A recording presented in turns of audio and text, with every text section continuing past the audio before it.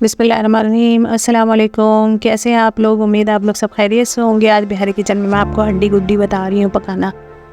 بہت ہی آسان، بہت ہی سمپل ہے۔ دیکھیے 2 پیاز، چھوٹا پیاز اتنا نہیں ڈالیے گا، ہڈی گڈی بنا رہی ہوں تو اس میں پیاز کا اتنا کوئی خاص کام نہیں ہوتا ہے۔ میں تو ہر چیز میں کم پیاز ڈالتی ہوں، ویسے آپ لوگوں کا نہیں پتہ مجھے۔ یہ دیکھیے میں صرف 2 پیاز اس میں ڈالی ہوں،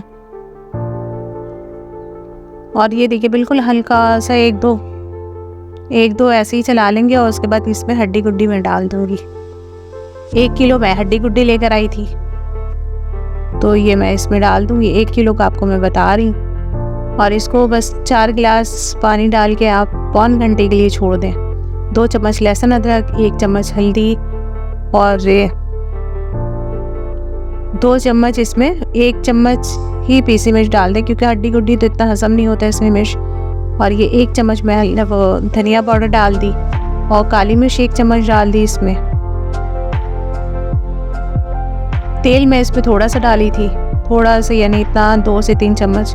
اور یہ جتنا گرم مسالہ ہے نا، میں اس میں تیز پات ہے، جتنا گرم مسالہ ہوتا ہے وہ کھڑا ڈال دیں آپ۔ پائے کا یا ہڈی گڈی کا یہ ہے کہ خوبصورتی بھی ہے اور اس سے ٹیسٹ بھی بہت اچھا آتا ہے۔ یہ دیکھیے ثابت ہر مسالہ، ثابت کالی مرچ ڈال دیں، ثابت تو بہت اچھا لگے گا آپ کو، کھانے میں بھی بہت اچھا لگے گا۔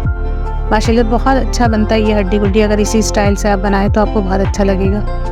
اگر آپ سادہ بھی بنانا چاہیں، اسی طرح جو میں آپ کو سادہ مسالہ بتا رہی ہوں، تو اس طرح بھی آپ کو بہت اچھا لگے گا۔ اور دیکھیے 1 سے 1.5 چمچ میں اس میں نمک ڈال دیا، آپ حسب ذائقہ ڈال دیجیے۔ اور یہ ماشاءاللہ سے دیکھیے پون گھنٹے میں میرا پایا پک چکا ہے ہڈی گڈی۔ اور یہ دیکھیے آئل میں اوپر سے نکال دوں گی، کیونکہ اس میں بہت زیادہ آئل چھوڑ دیتا ہے، تو میں اس کو نکال دوں گی۔ اور یہ دیکھیے تھوڑا سا یعنی 2 سے 3 چمچ ہم اس میں آئل ڈال دیا، اور اس میں پیاز ایک براؤن کریں گے۔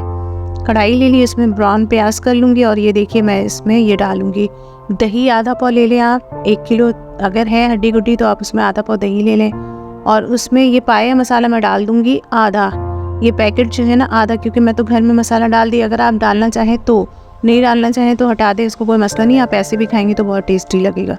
لیکن میں آپ کو ریسیپی بتا رہی ہوں، تو اس میں آدھا پیکٹ آپ اس میں پایا مسالہ ڈال دیں، اور اس میں 2 سے 3 چمچ کارن فلور پاؤڈر ڈال دیں۔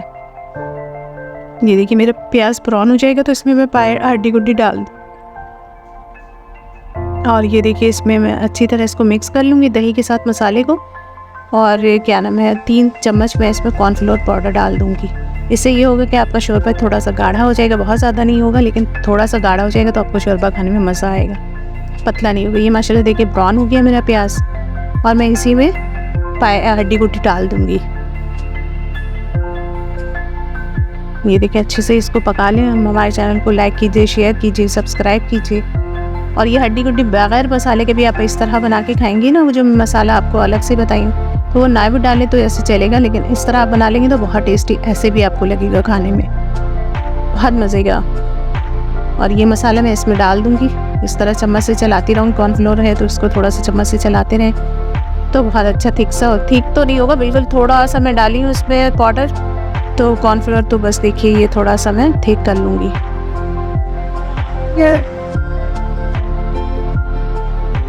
یہ دیکھیں ماشاءاللہ سے میرا ہڈی گڈی تیار ہے، کھائیں، انجوائے کریں۔ سردی کا موسم ہے تو پھر یہ سب چیزیں اچھی لگتی ہے بچوں کو بھی بڑوں کو بھی۔